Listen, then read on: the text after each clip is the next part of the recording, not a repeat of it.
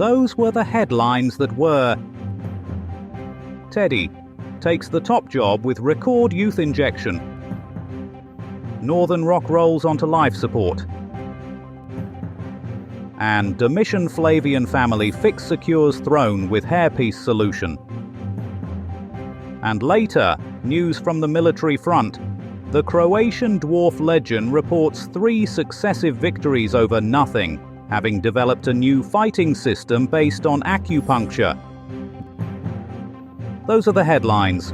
Faint into me. Ethos. Newsbang. Throwing a dead cat on the live throwing table. Embodies 1901. The United States has been rocked by a presidential assassination and the sudden rise of a mustachioed madman to the highest office in the land. William McKinley, known for his love of tariffs and inability to dodge bullets, has been brutally murdered by an anarchist with poor aim, but excellent follow-through.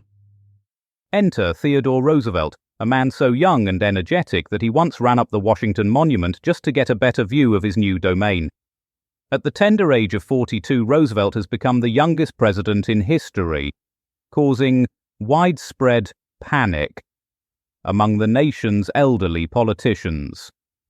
Eyewitnesses report that upon hearing the news, Roosevelt let out a war cry so loud it scared several moose out of the nearby forest.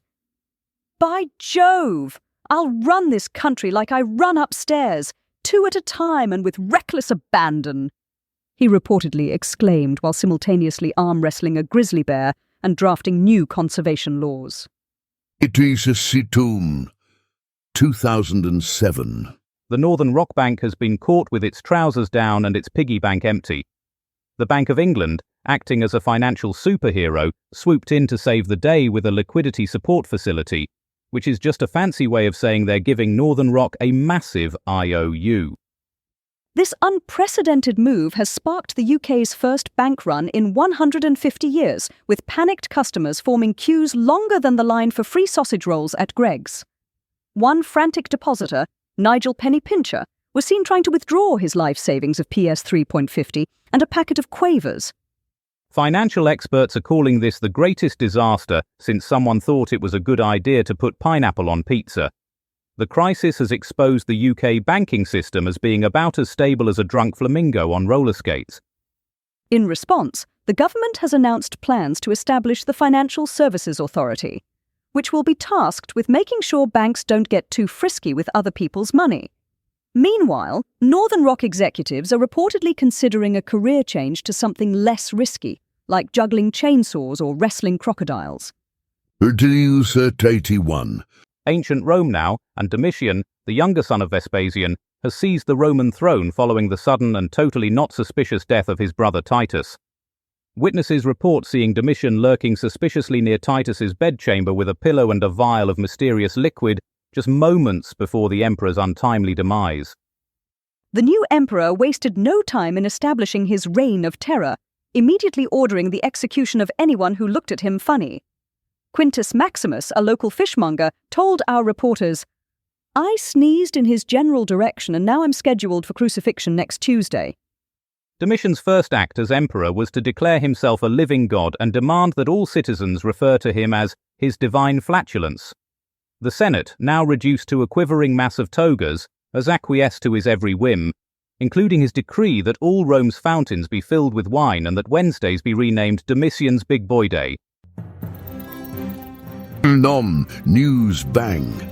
Cutting through the wool of lies with a pair of golden scissors. And now, for a weather report that's as unpredictable as the forecast itself, here's our meteorological maverick, Shakanaka Giles, with today's atmospheric antics.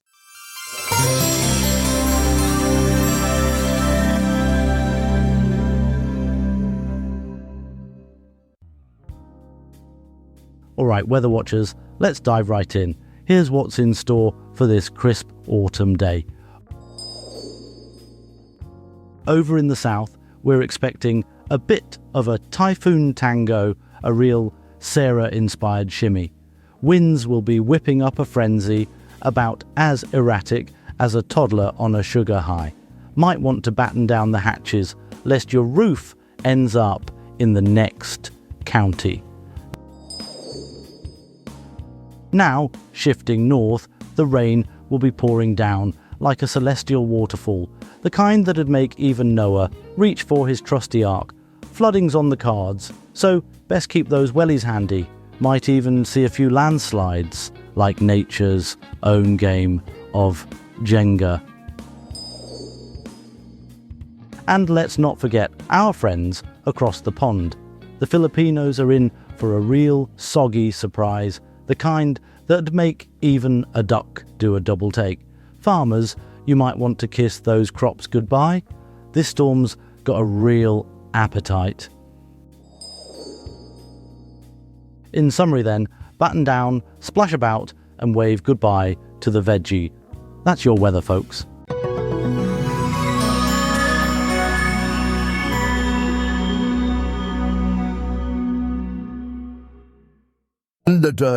Some 1863.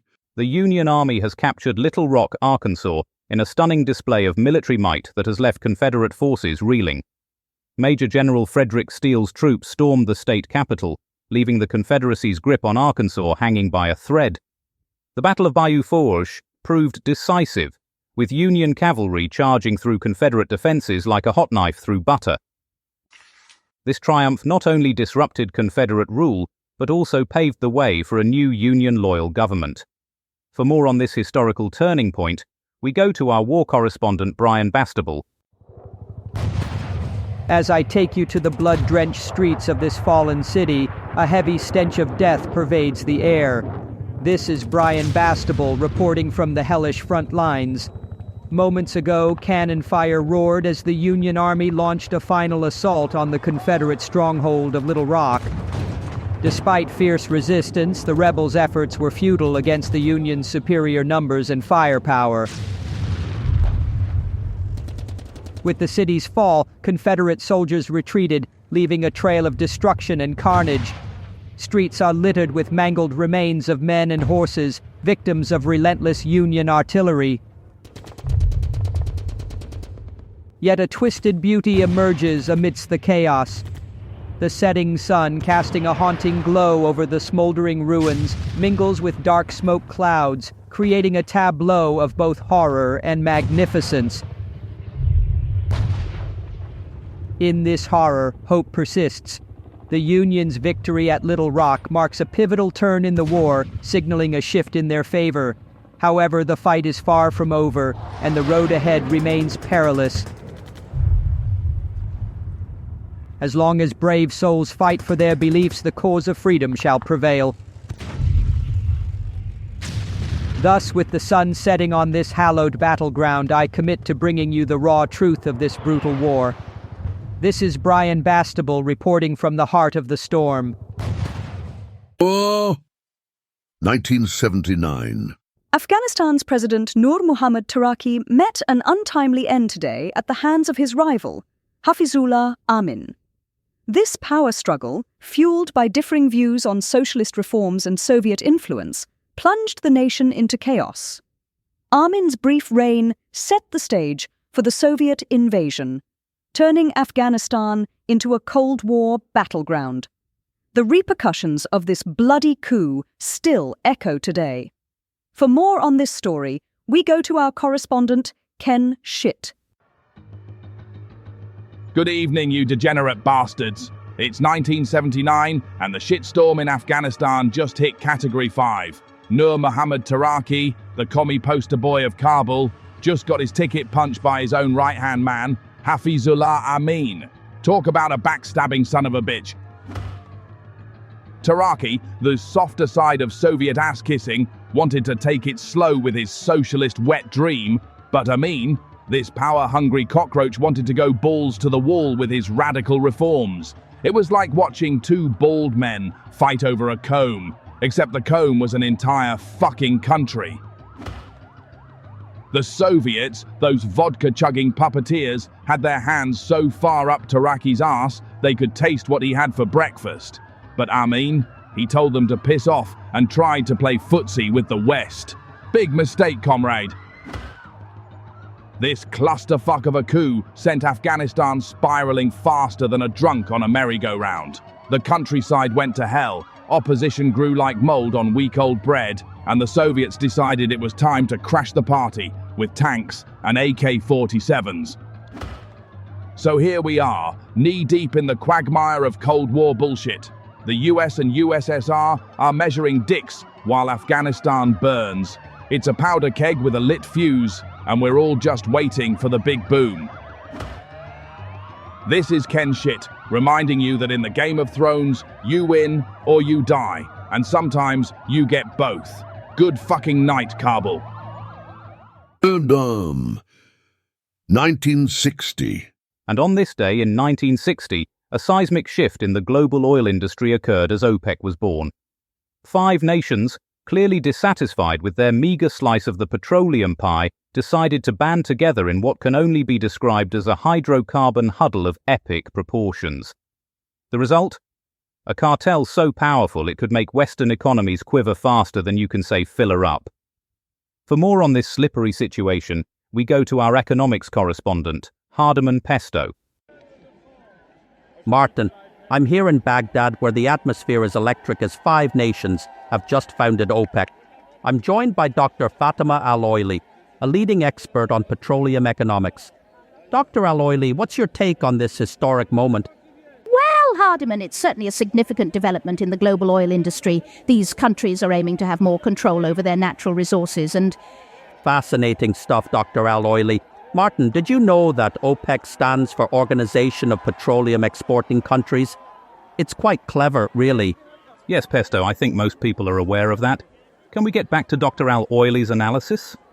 Of course, Martin. Dr. Al-Oily, you were saying something about natural resources? Yes. As I was explaining, this move allows these nations to have more control over their oil production and pricing. Abbasid. Speaking of oil, Martin, did you know that in Arabic, the word for oil is naft? Fascinating, isn't it? Pesto, I'm sure that's very interesting, but can we please focus on the actual news? Dr. Al-Oily, what do you think will be the immediate impact of OPEC's formation? Well, we can expect to see a shift in the balance of power in the global oil market. The member countries will now have a unified voice in... Martin, I've just had a brilliant idea. What if we called it the Organization of Naft Exporting Countries instead? WONIC. It's got a nice ring to it, don't you think? Pesto, for the love of... Dr. Al-Oily, I apologize for the interruption. Please continue. As I was saying, this development could lead to significant changes in how oil prices are determined. Oh, prices. That reminds me, Martin. I've just bought some lovely dates from the local market. Only cost me a few dinars. Quite a bargain, really. Pesto, unless those dates are going to significantly impact global oil prices, I don't think our viewers are particularly interested. Well, you never know, Martin. Perhaps OPEC will start trading in dates instead of dollars. It could revolutionize the entire industry. I think we've heard quite enough from Baghdad. Dr. Al-Oily, thank you for your patience. Pesto, please try to focus on the actual news next time. And for heaven's sake, leave the dates alone.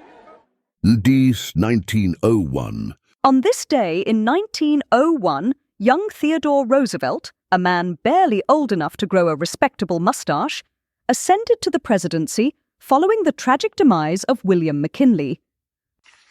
The nation, still reeling from the shock of an anarchist's bullet, found itself under the leadership of a man more accustomed to rough riding than Oval Office sitting.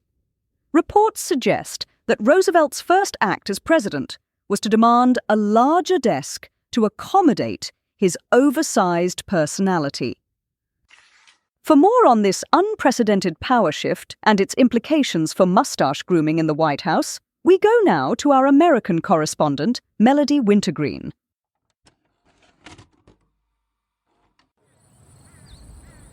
Buffalo, New York, where the future is born and the past is about to be reborn.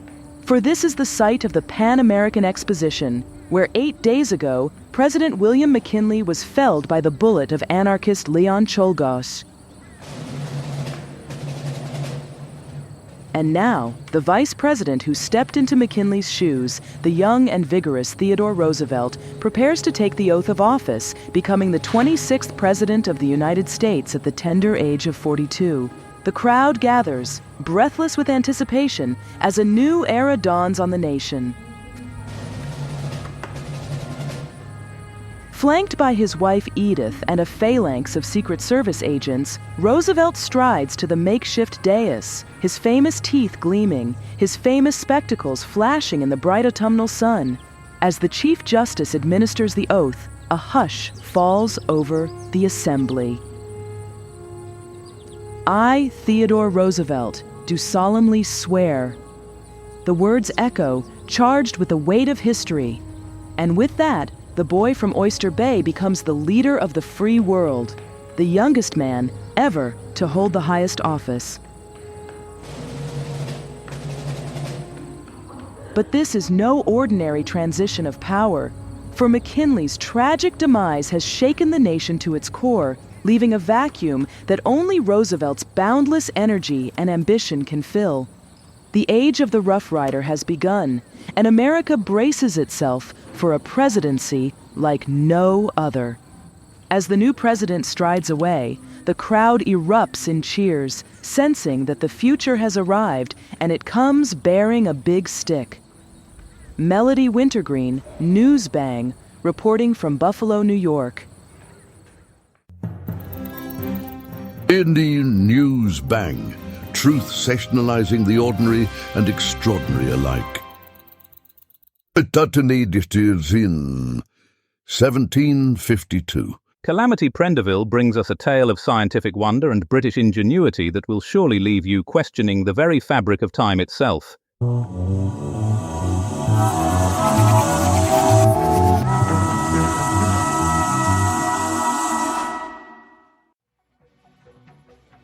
Good evening, time travellers. On this day in 1752, Britain decided to join the Cool Kids Club and adopt the Gregorian calendar. Thanks to the Calendar Act of 1750, a marvel of British innovation, we skipped 11 whole days. Imagine going to bed on September 2nd and waking up on September 14th. It's like time travel without the fancy DeLorean. This brilliant idea came from none other than Sir Reginald Clockface, the eccentric inventor who once tried to make Big Ben run on tea. He convinced Parliament that we were falling behind the times, quite literally. The transition wasn't without its hiccups. People rioted, demanding their 11 days back. Some chaps even tried to sue Father Time himself. But fear not, the British spirit prevailed. We simply invented the world's first time compression machine, squeezing those 11 days into a tin of beans. Of course, this caused some confusion. Birthday parties were celebrated on the wrong days, and poor old Nigel from accounting aged 11 years overnight. But on the bright side, it gave us a perfect excuse for being late to work. In the end, Britain proved once again that we're the masters of time itself. So next time you're running late, just blame it on the calendar change of 1752. It's the perfect British excuse, even 272 years later. This is Calamity Prendeville, reminding you that in Britain, even time bends to our will. Tally-ho!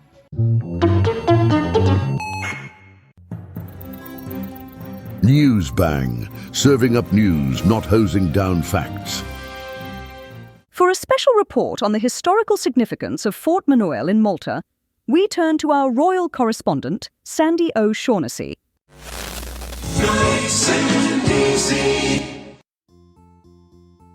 Well, hello there, my dear listeners. This is Sandy O'Shaughnessy, your friendly neighborhood royal raconteur, coming to you live from the cozy confines of Newsbang Towers. A hearty hello and welcome to you all, whether you're tuning in from the rolling hills of Tipperary or the bustling streets of Dublin. And to our friends across the pond, a top of the evening to you. Now, let me take you on a little journey back in time, to the year 1723. Picture this. The sun is shining on the beautiful island of Malta, and there's a buzz in the air. Why, you ask? Well, it's not because someone found a loose mouth on a hill or a wrap of heroin in their letterbox. Though I'm sure Brenda from Sligo would have a thing or two to say about that. No, my friends. It's because Antonio Manuel de Villena, the Grand Master of the Knights Hospitaller, is about to lay the first stone of Fort Manuel. Now, don't let the name fool you. This wasn't just any old Manuel from down the pub. This Manuel was the 66th Prince and Grand Master of the Order of St. John, no less. I can just imagine him there, resplendent in his robes, probably sweating buckets under the Mediterranean sun. Right, lads, he might have said. Let's get this fort built before the tapirs start crowing like roosters. Of course, he probably said it in Maltese, which I'm told sounds a bit like Arabic mixed with Italian with a dash of, what's that you say? Thrown in for good measure. Now, this Fort Manuel wasn't just any old sandcastle on the beach. Oh no, it was a proper military fortress designed to keep Malta safe from ne'er-do-wells and ruffians. And let me tell you, if I had €1 for every ne'er-do-well and ruffian I've encountered in my time, well, I'd have enough to buy myself a fancy hat and maybe even a small island in the Mediterranean. But I digress. Our man Vilhena wasn't content with just building forts. Oh no, he was a regular one-man urban planning committee. He founded the town of Floriana, renovated Medina, which incidentally is a lovely spot for a cup of tea and a biscuit, and even built the Manoel Theatre. I tell you, if he'd been around in the days of Dallas, J.R. Ewing would have had some serious competition in the empire building department. And speaking of empires, I received a lovely letter from Mrs. O'Malley in Cork. She writes, "Dear Sandy, I've started my own knitting empire. Do you think I should lay a ceremonial first ball of wool?" Well, Mrs. O'Malley, I say go for it. Just make sure you don't trip over it and end up in your own moat. But the sands of time are slipping through the hourglass, and I'm afraid our little historical sojourn must come to an end. Remember, dear listeners, whether you're laying the first stone of a fort or just laying your head down for a nap, you're all royalty in my book. All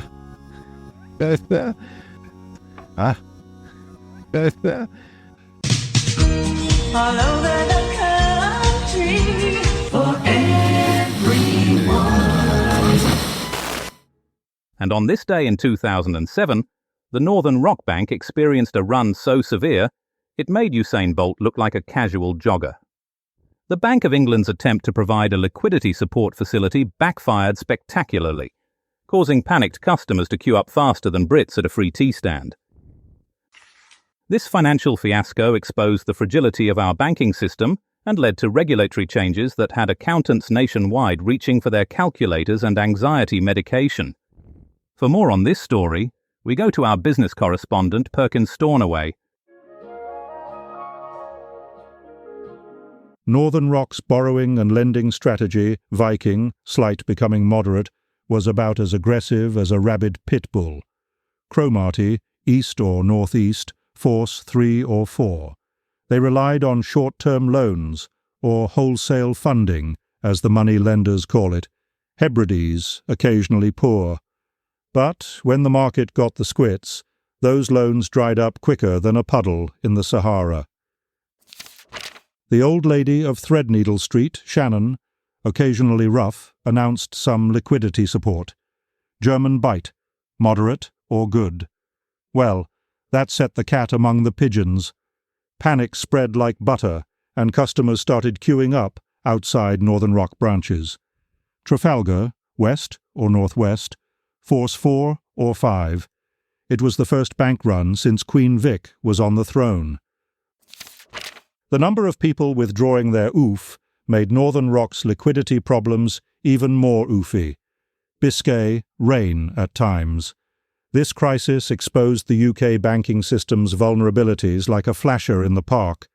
Seoul, decreasing force 3. Over-reliance on short-term loans is a recipe for disaster, my friends. But every dog has its day. Humber, southwesterly, force 4 increasing 5 or 6. The Northern Rock crisis led to major regulatory changes. The Financial Services Authority was set up to keep an eye on things. Thames, fog patches, clearing. So in summary, it was a rocky week for Northern Rock. A proper wake-up call for the entire industry. White, southwesterly gales. Let's hope the lessons learned prevent future financial storms from blowing up. Business. Newsbang, the house that Jack built, deconstructing truth brick by brick. And just time for a final glance at tomorrow's papers. The Times. Cape Colony seized by British in anti-French move. The Telegraph. 12,000 Union men. Caught in Virginia. Say rebels. The Mirror go with railway bosses talk to Fat Duke. I notice there's no photo. That's it. And don't forget the Newsbang podcast service, broadcasting this show at exactly the same time tomorrow. Possibly. With some variations. Well, that's all from me. Good night. Tune in next time for more artificially intelligent hilarity. Newsbang is a comedy show, written and recorded by AI. All voices impersonated. Nothing here is real. Good night.